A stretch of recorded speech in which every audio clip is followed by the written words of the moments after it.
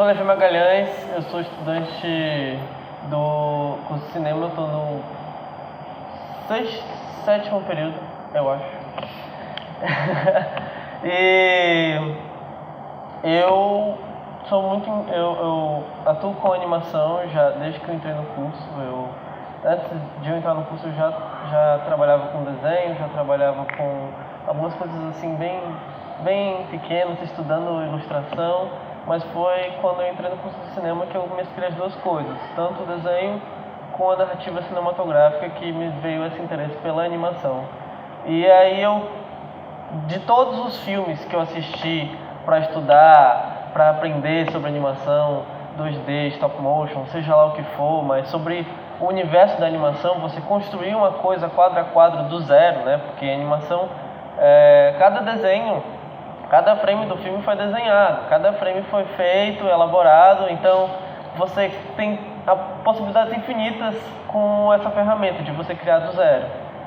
E partindo disso, vieram vários autores, mas eu acho que o filme que mais me atingiu como estudante, como alguém que quer trabalhar com animação, como alguém que está realizando filmes, um filme que realmente fica tipo, meu Deus, que filme incrível! Chega, eu fiquei arrepiado, chorei. Porque esse filme ele pega uma coisa emotiva, porque você se identifica muito forte, você tem uma identificação muito forte com o personagem, como você também se envolve com todas as questões sociais que ele abarca, né? Toda a questão do meio ambiente, questão da sociedade, da indústria, das manifestações, de como é lidado com essas manifestações e toda a forma de expressão.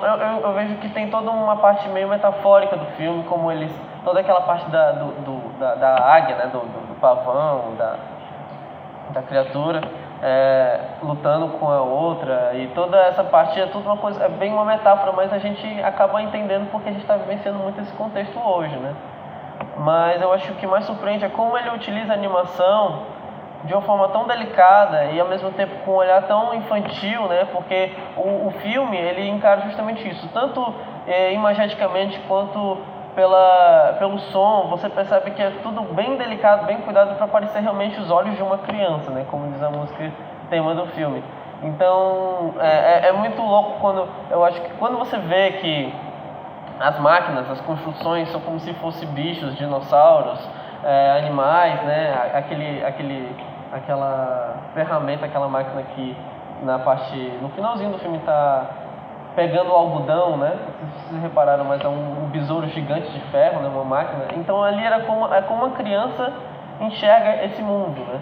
E o mais louco é como ele usa a animação para criar um visual, para dar a entender para nós como é que essa criança enxerga o mundo, tá entendendo?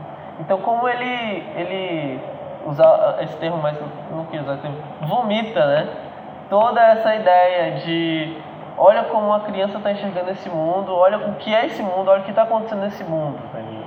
E eu estou criando esse universo para, de uma certa forma, mostrar tanto para crianças, porque eu não vejo esse filme puramente como um filme infantil. Todo mundo tem muito construído essa ideia de que a animação é um filme para ser visto apenas por crianças, mas ele é um filme que ele carrega uma carga complexa de todo o ambiente social e todas as questões, que eu fico, meu Deus, é muita coisa, é muita informação. A criança assiste, ela não vai colher tudo isso, mas quando a gente assiste agora, que a gente está vivenciando isso principalmente, a gente fica, caramba. Quando quando o papel queima, né? Queima e vai para aquela cena dos caras cortando a madeira e a indústria aparecendo, é tipo aquela, cai na real, entendeu? Mostramos aqui o olhar da criança, mas cai na real, olha o que está acontecendo.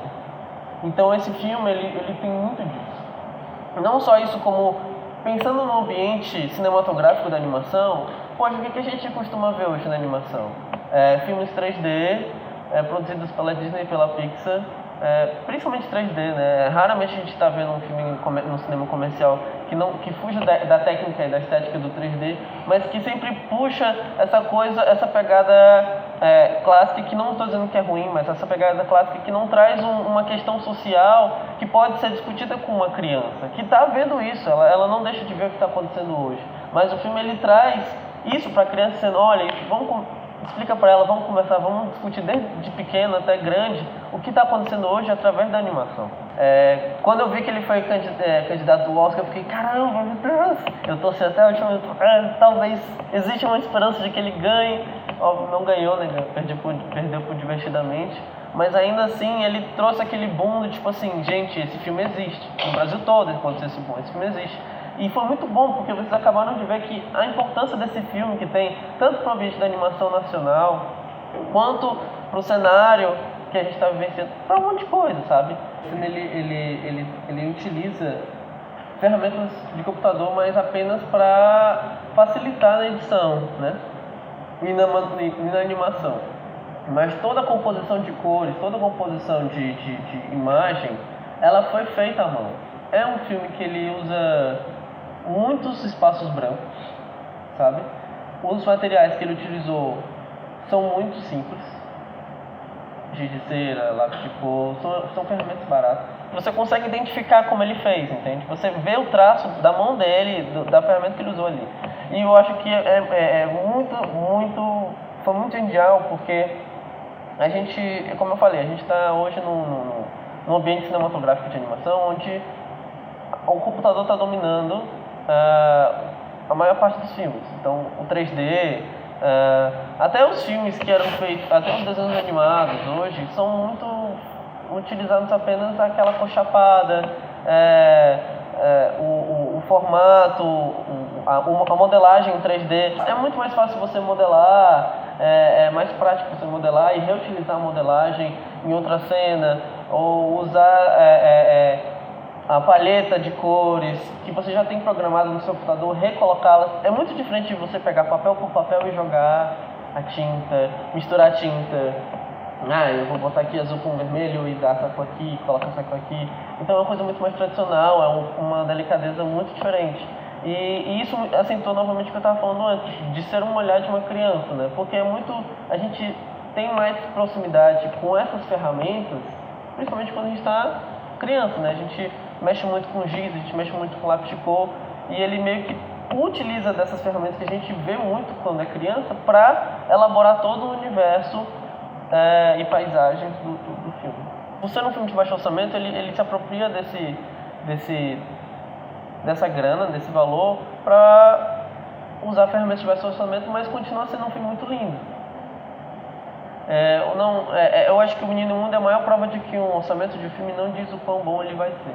Uma das coisas que mais me chama a atenção na montagem é o fato no fim do filme, que a minha cabeça explodiu em 1 milhão de pedaços, quando ele se reencontra com ele mesmo. Tipo, como assim? Sabe? Eu fiquei meia hora assim, caraca. Porque todo aquele momento era toda uma viagem. Tá entendendo? Eu não consigo nem explicar, porque é uma coisa meio metafórica, meio autodescoberta do menino conversando com ele jovem e ele velho, e a despedida dele com a mãe. Então, você não sabe o que é flashback, você não sabe se é flashback, se não é flashback, se ele tá lembrando, você se perde, mas por mais que você não se perca nessa linha narrativa, você entende o que ele quer dizer. Você entende que ele quer construir um sentido de que a todo momento ele se revisitava como criança, ele se trazia como criança para a vida dele como jovem, para a vida dele como adulto, e como ele como criança enxergava aquele mundo e buscava reencontrar com o pai, né? E no final das contas, mas aquela cena do pai também, que ele corre para encontrar, né, o pai na estação, e aí quando foi ver o pai dele, não tinha, eram vários caras parecidos com o pai dele e nenhum deles, tipo, como assim? Sabe? Mas eu acho que a montagem nesse ponto foi incrível, porque ele te tira do chão. O Menino Mundo, ele tem uma forma de contar a história que não é à toa que ele, se não me engano, ele ganhou mais de 45 prêmios ao redor do mundo. E ele foi muito bem visto fora do país, porque ele tem essa narrativa que é muito universal, de certa forma. Porque muitos países encaram essa situação, sabe, da indústria chegar, tem toda a questão dos camponeses, do menino. Então, das manifestações. Então, acabou que esse tipo de narrativa acabou agregando a todo tipo de cultura, assim. Então, eu acho que um dos motivos do Menino Mundo ter sido indicado ao Oscar, ter sido bem visto no resto do mundo, foi isso. Assim, como ele tratou esse assunto que é muito instigante aqui, mas ao mesmo tempo está em todo lugar. O Menino Mundo, ele é um filme que, se você parar pra ficar assim, ele é um filme que ele não tem muito movimento. Os personagens não se mexem muito, tipo, corre, pula, não fala, né? Corre, pula, gira no máximo. Porque animar é um trabalhão, sabe? De você fazer frame por frame e você ter que entregar o filme então num período tal. E eu acredito que uma das coisas que baixou bastante foi isso, foi usufruir de poucos movimentos e poucos personagens. Então, tanto é que eu estava até reparando que, tipo assim, é muito difícil você ter tanto elementos da natureza se movimentando, quanto elementos de personagens. Eu vejo muito que a câmera geralmente fechava e vinha o pássaro, ou a borboleta, ou as árvores se mexendo e tal, e depois apareceu o menino. Então eram coisas bem pontuais. Mas que isso não quebrou a narrativa, assim. Ele lidou com isso de uma forma em que ficasse no orçamento, né? Mas que desse o ponto que ele queria. O que eu achei bacana da trilha é que você vê menos sons de instrumentos, acho que quase não tem sons de instrumentos musicais. A maior parte dos sons, efeitos sonoros, trilha sonora, acho que só o tema do Emicida que tem instrumentos assim bem. Mas todos os outros, ou é com as mãos, com os braços, com o peito, com a voz. E eu acho que isso ressalta essa forma diferente de escutar o mundo e ao mesmo tempo dá uma cara muito única. Mas eu acho que o Menino Mundo ele também tem um jeito de musical, sabe? Porque ele é seguido por várias faixas de música. Quem fez os barulhos dos pássaros e dos rios e desses efeitos mais da natureza foi o Naná Vasconcelos. Ele fala assim: me dá essa panela aqui, me dá essa panela aqui, me dá essas colheres de pau e vamos fazer um rio. Tipo, ele fazia um barulho assim, tipo, e eu ficava assim, caraca, que incrível, como ele usufruía de ferramentas tão diversas, tão diferentes, da mesma forma como a imagem usufruía de ferramentas tão diferentes para fazer a parte imagética, mas como o Naná Vasconcelos pegou essas ferramentas tão, tipo, pegar uma panela para fazer, sabe, é muito diferente e é muito único. Acaba sendo uma grande brincadeira, né? Envolve da ideia, assim, de você querer fazer sua trilha dessa forma, tá entendendo? Quando eu vi esse filme eu fiquei tipo, poxa, por que a gente não produz mais trilhas dessa forma, assim, com instrumentos completamente simples? Porque o Menino Mundo, se vocês forem ver os créditos, foi uma equipe de, acho que foram 12 pessoas, 10 pessoas. Para um longa-metragem de animação é muito pouco, tipo, na Disney e na Pixar você tem 10 animadores para uma cena. A voz, o que é dito, o que é falado pelos personagens, ele é um português ao contrário. Então quando a música é Arligela, significa alegria invertido. Se pegar alegria, você vai trocando as palavras de trás para frente, fica Arligéia, alegria. E aí, tipo, eu acho essa sacada também incrível nesse ponto, porque a criança, de uma certa forma, ela não entende o que o adulto está falando, certo? Porque ele fala daquelas coisas complexas que está acontecendo na família e tal. Ela entende uma coisa completamente invertida, mas ao mesmo tempo ela vê e ela entende aquele sentimento. É como eles nos colocaram aqui, é como o Ale Abreu nos colocou aqui. A gente pode não entender o que eles estão falando, mas a gente está vendo, a gente está sentindo o que eles estão dizendo. O Menino Mundo ele é importante por isso.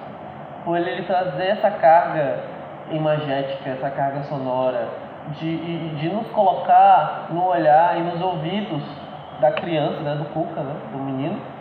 E como trazer esse olhar para nós fez a gente repensar sobre como a gente está vendo o mundo.